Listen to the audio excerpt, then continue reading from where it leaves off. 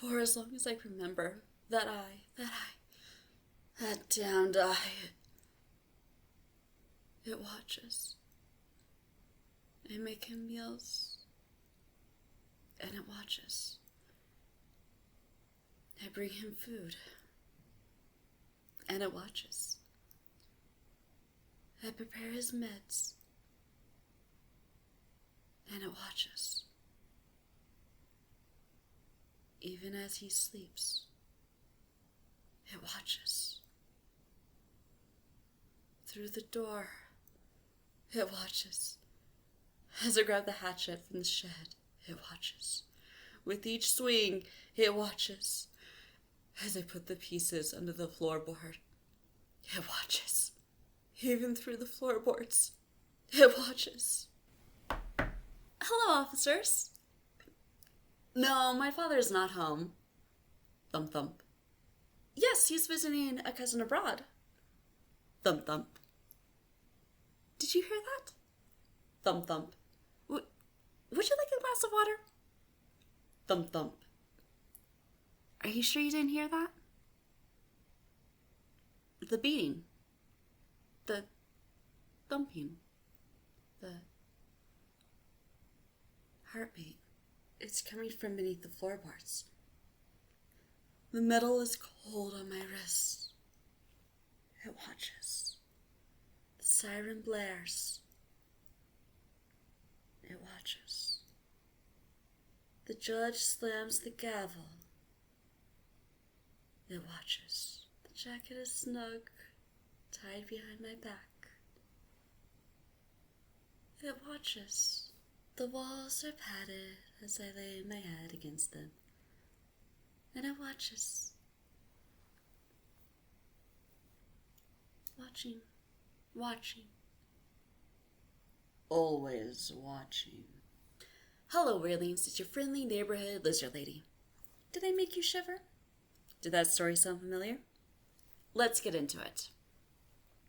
The Telltale Heart is a short story written by Edgar Allan Poe, published as a periodical in James Russell Lowell's The Pioneer in January 1843.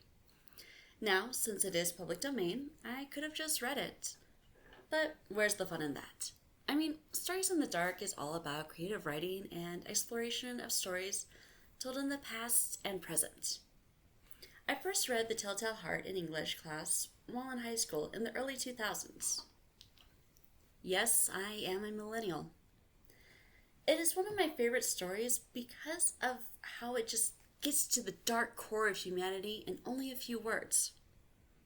It's the same reason a camp slasher or home invasion movie terrifies me more than the most terrifying demonic possession or alien movie. Don't get me wrong, they are scary, but not in the same way.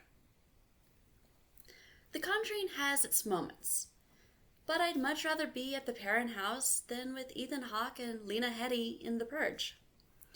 In the original, we meet our unnamed narrator, whose sanity is slowly slipping away as they describe an old man with a filmy, pale blue, blind, or glass, vulture eye, as the narrator calls it.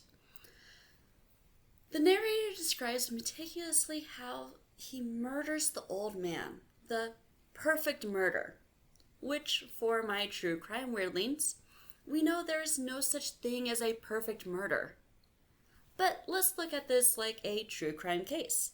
After all, Poe was the first mystery writer, with the Murders in the Rue Morgue written in 1841, 46 years before Sir Arthur Conan Doyle introduced us to the deerstalker cap-wearing Sherlock Holmes in 1887. The crime's the dismemberment of the body in a bathtub, then hiding it under the floorboards. The guilt gets to the narrator while he is speaking to the police inside the home, just above the body. They came for a wellness check on the old man. The narrator starts to hear the thumping of the old man's heart. Thump, thump. Thump, thump. The narrator snaps, pries at the floorboards, and exposes the body. It wasn't the heart he was hearing, but his own guilt and the ticking of the clock. Okay, we don't know the name or gender of the narrator, the relationship between the narrator and the old man, or the motive for murder, other than the eye. The narrator even says that he has no feelings of hatred or resentment towards the old man, that he was never wronged by the old man, nor that he committed murder because of one of the 4 L's. What are the 4 L's? Good question. They are the 4 L's of motive: love, lust, lucre, and loathing. Love, a crime of passion or for a partner. Lust, over an affair. You could be on either side of the affair. Lucre, Latin for money. Life insurance is the big one. Loathing, you just really hate the person. But the narrator wasn't motivated by any of those things. He even said it wasn't for greed, which is lucre. This is why home invasion and slasher movies terrify me the most.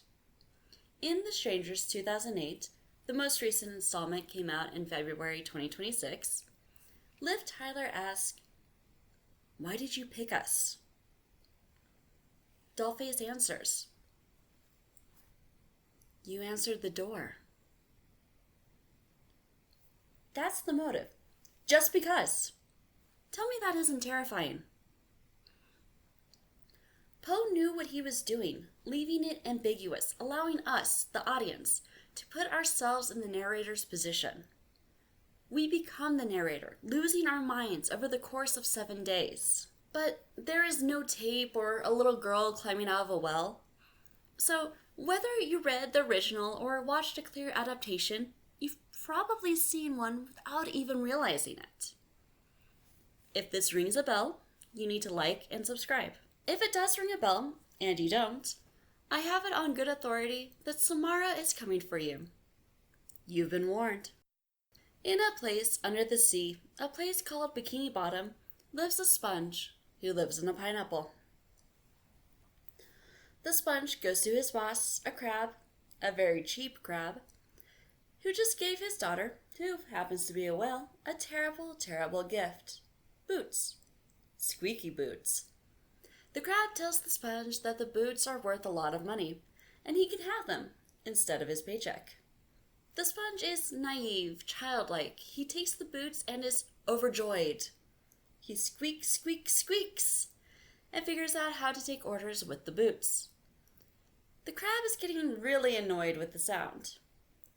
In the middle of the night, he breaks into the sponge's house and steals the boots, then buries them under the floorboards of the burger joint he owns. The sponge is devastated. He lost the valuable boots. The crab gives him oven mitts, saying they have more value. But it's not the same. Then the crab hears the squeaking. When the sponge cries. When the door opens. When a person speaks. The squeak, squeak, squeaking of the hideous boots. He snaps. The crab lifts up the restaurant, grabs the boots, throws them in the oil until they have shrunk, then he eats them. It's over, right? He gives the sponge his paycheck and everyone can move on. Right? You would think so. Until he hiccups, and then they squeak from inside of him. I know at least half of you have seen that episode of SpongeBob SquarePants. Season 1, Episode 8B, aired in 1989. Remember, if you don't like and subscribe, Samara is coming for you. Really, you only have to subscribe. You were probably unaware of the fact that it was an adaptation of Telltale Heart. However, the SpongeBob Fandom Wiki clearly states it in the trivia. It isn't just my imagination. Sleep well, weirdlings. Bump bump.